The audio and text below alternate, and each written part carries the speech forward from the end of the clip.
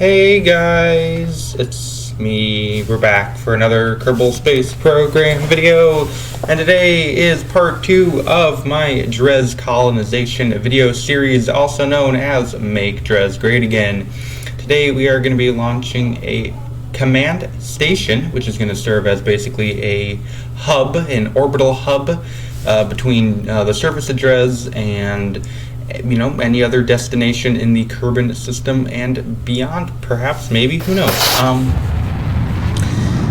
This thing's gonna have some fuel storage. It's gonna have like a bunch of Kerbal capacity. It's gonna be great. It's gonna be amazing. It's gonna be huge. That was a bad impression, but either way, we are going to be launching the first of 2 launches, actually, because this thing weighs so much we cannot do it all in one launch. So the launch you're looking at right now is going to be our Interplanetary Stage. So this launch does not contain the actual ship itself.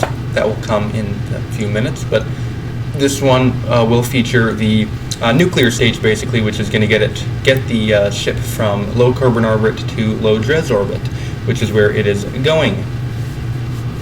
This thing actually does weigh more than the actual ship itself. This thing weighs about 700 tons, and the ship the station basically weighs about 550 tons. So that's pretty interesting. You can just see it opened up the fairing right now, and you can see those massive fuel tanks and just all the nuclear engines as well. So that's pretty interesting.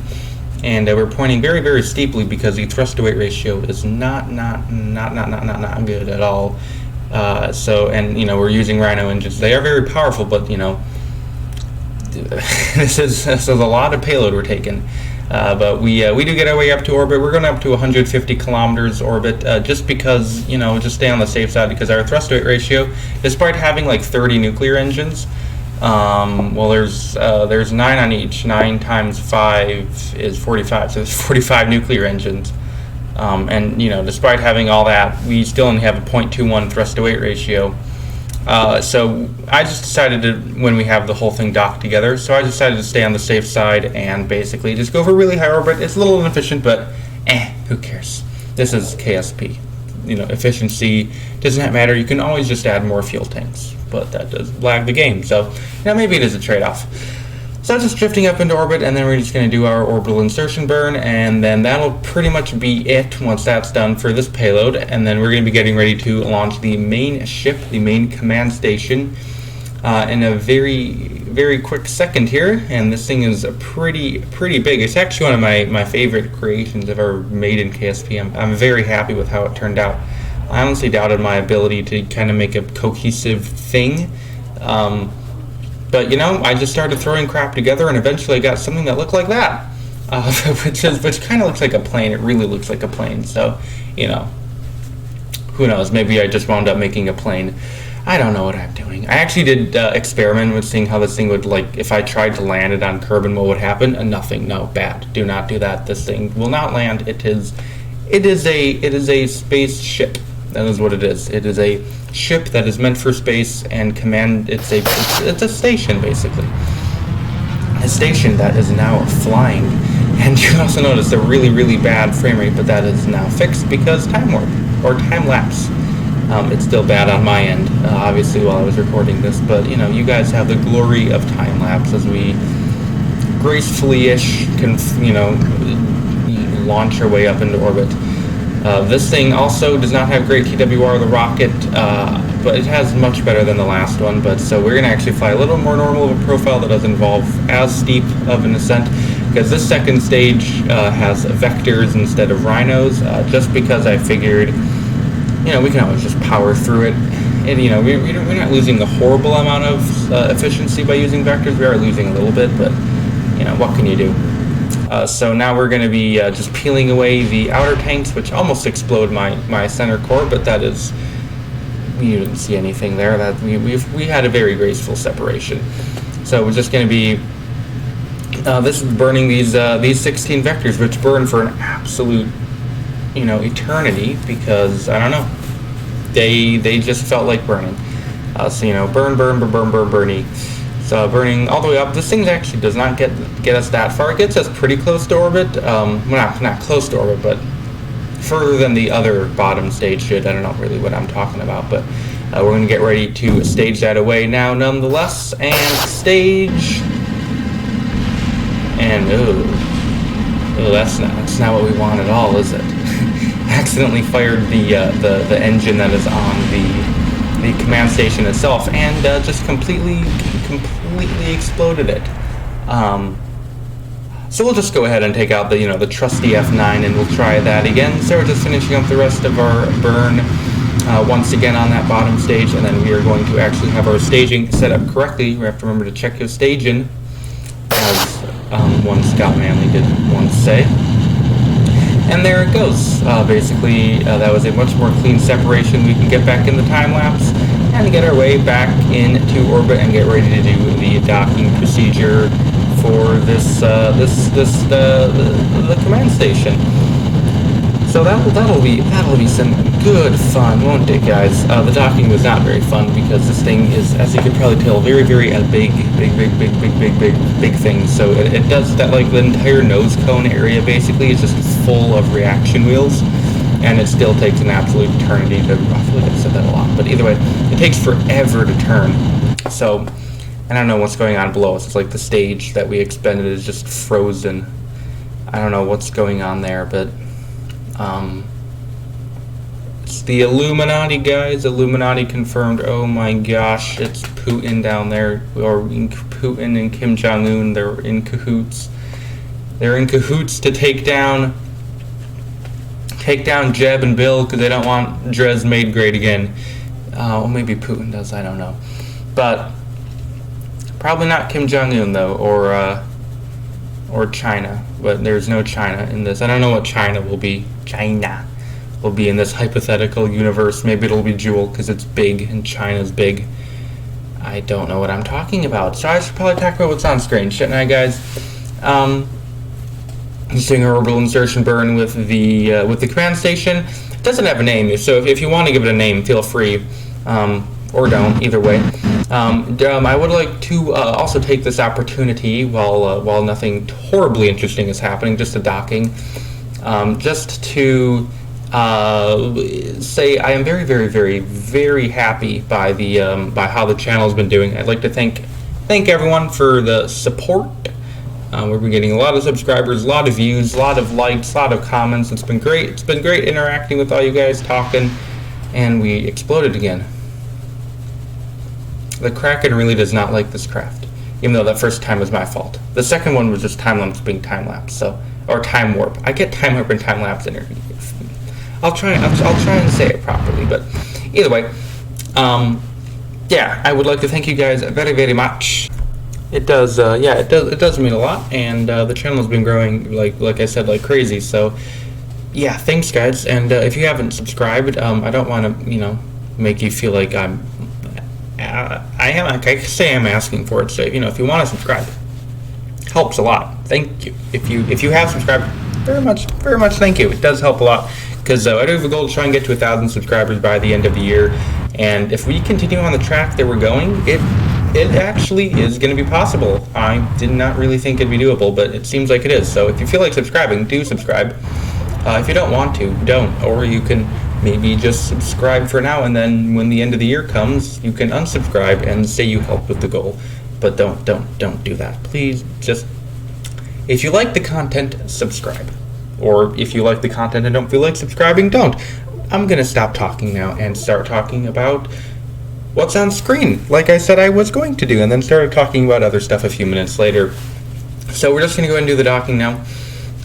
It does, as you can see, taking absolute ages to rotate, but that's what can you do? Just accelerating a little bit to get as small of a separation as possible, and then just gonna let time warp. That's the one, isn't it? Not time lapse. Time warp. Do the rest as we just slowly get closer to the thing, and then the thing will magically teleport there. See, look, what the crap happened there? Just like magically the thing teleport. I don't know what's going on. The world is a very strange place. So just gonna do the vectors. I don't know if it's because of the gimbal or maybe the center of thrust and center of mass are a little bit offset, but the thing does not like to maintain retrograde or maintain some node or whatever. or direction. So what I wound up doing is just getting this thing somewhat close-ish, and then I just basically did the more precise adjustments with the RCS, which is on board the nuclear transfer stage, which also has a little bit more reaction wheel authority than the ship itself. So that is definitely very, very helpful. I don't know why I keep talking in that weird accent, but either way, I do go ahead and speed up this docking to 8 times normal speed. I've been playing most of this thing back in 4 times speed. I had to move this docking up to 8 times speed because it was just very slow. It was ridiculously slow how slow this thing was. Because this thing, these are two very, like, combine these craft together, they're like probably 1.3 kilotons, if you, maybe a little bit lower than that, but 1.25 or something, but they are massive. So, you know, everything does happen a little bit slower, and I have to get this docking basically perfectly, because I'm trying to fit the two, fit the nuclear stage in between the two kind of but the two kind of aft fuselages of the command station, which contains those cargo bays, just because that's why not? I thought that actually did look cool, so that's it. It really wasn't even that hard to fit, but it was mainly hard to just get the orientation right so it didn't look weird, but I did, thankfully, and then that docking actually went pretty smooth considering, you know, it was so big. It did take a while, but got it done. So now we're just going to be planning the burn out to Dres, which is going to be actually fairly, it's going to be, in theory, fairly cheap. Like, the inclination wasn't terribly different. But the problem is, just between me connecting the craft and, I don't know, like, root parts or fuel, docking ports, connection priorities that got screwed up. But my Delta V thing in Kerbal is just completely broken. Like, if you look in the bottom left, it says I have like 1,000 meters a second Delta V, and my staging is all screwed up and everything. So basically, I had to essentially guess how long the maneuver. Like, if you look at my Kerbal engineer readouts up there, it shows me an accurate Delta V, but you know that isn't very helpful for planning burns, is it? Because KSP Delta V is what it goes off of, not some third-party mod, which why would it? So I literally had to guess with the burn when to start it, and it took a few tries, but eventually I got it. I'm obviously showing the one where I got it because I don't think you guys are very interested in seeing me just fail. That kind of sucks. Either way, doing the burn, again, this is an 8 times speed as well, just because it took forever. It's like a 15-minute burn, maybe closer to 13, 12 minutes, but you get the idea. Very lengthy burn that is just about to come to a conclusion here. The last few hundred meters a second are done. As you can see, it's not exactly what I asked for from the maneuver node, but you know, it was close enough. It was close enough that I wasn't going to redo it. So I did have to remake my correction burn, and I just kind of brute forced this burn just because I had enough Delta V, which kind of I did wind up not having enough Delta V at the end, so I did have to, you know, spoiler alert, borrow some of the fuel from the ship itself, the command station itself, to help do the last little bit of our burn to circularize around Dres. But yeah, that's just because I wound up just having to brute force this encounter because, you know, I didn't want to deal with encounters. So yeah, that's that. Going to time warp up to the maneuver node, which is basically what you do if you want to do your maneuver node. One thing I did notice, I don't know if I'm going to explain this in a sensible manner, but when you sorry, I just got distracted for a second, but yeah, when you go ahead and click the auto time warp, if you know what I mean, like the little green thing next to your maneuver node, like little clean green arrows that like makes you automatically, it auto time warps you just straight to your maneuver node, or it's supposed to go to 1 minute before the start of your burn. That is what I find to be really, really broken. Like if I click that button and I have, like, you know, somewhat complicated orbital paths, it can really just screw everything up and like screw up an encounter. Or I've had times where it's like almost changed the direction of my orbit, like when I was around Lathe, or not Lathe, it was in the Julian system. It really screwed everything up, and it can really mess stuff up if you're doing like gravity assist or something.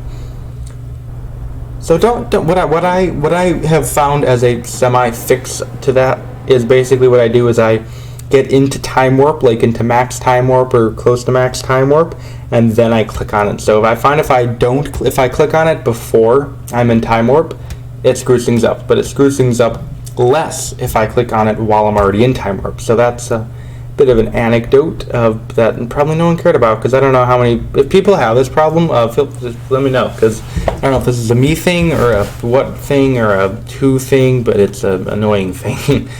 And another annoying thing is how basically this thing got really precise, this encounter. So I did wind up having to use monoprop to kind of fine tune the encounter. Because those engines are way too sensitive, and I wasn't going to turn down the authority limiter on like 40 engines or something ridiculous. So we did monoprop, and we were just going to time warp, or not time warp. We're just going to crossfade to the end of our time warp. See, I got it right that time. And where we're getting ready to start our final burn, or almost our final burn, or we are starting it now. Very, very exciting. And we do halfway through this, not halfway, but most of the way through this burn, we run out of fuel. So this is where I do have to do a little bit of that pumping. But we're going to establish ourselves in an 8 by 50 kilometer orbit. It's not quite circular. That's just kind of the orbit we ended up in, basically. I thought it was a pretty good orbit. You have a nice, go away, NVIDIA, no one likes you. Like 8 kilometers is really low over Dres. Like you'll see here as we get over to that area, if I ever get out of the map view, there you go. I thought that's pretty cool, and then I want to do 50 kilometers just as like a little more sensible apps. Just so we're not spending the entire orbit super, super low.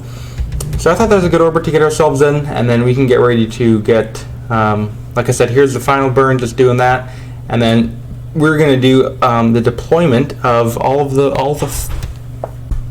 fancy dancy stuff that comes with this craft. Now it's just really just the spinning wheels, the artificial gravity wheels are really all that really comes.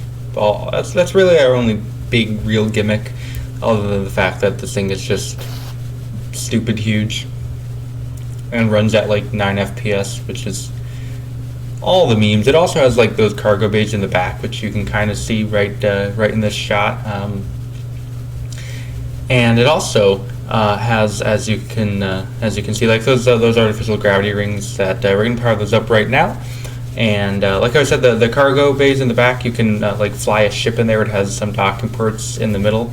I don't think they really have like that practical of a use, because there are those other 2 docking ports that are much more accessible at the front of the two kind of side pod areas things. So it's kind of cool. You can kind of fly your ship in there if anyone would even want to do that. I don't know. I'm really the only one using this thing unless someone like really desperately wants the craft file, in which case let me know. Either way, we have powered up the first set of rings, which are going to be rotating in one direction, and then these bottom rings are going to be rotating in the other direction to kind of counteract the rotational torque that the rings apply to the craft. And then that can kind of balance it out, but in theory, that's in practice, it just causes a bunch of issues and Kraken attacks, as you will see in just a. There it goes. Yeah, unfortunately the thing did end up destroying itself, so that is unfortunately going to be the end of the video. Seems like we've had a failure, a mission failure. Just kidding, we had a quick save, it's fine.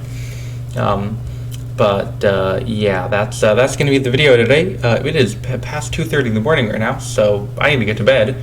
So yeah, thank you for watching. See you next time. Please rate or comment to the video once again. Thank you for watching. See you next time, and bye.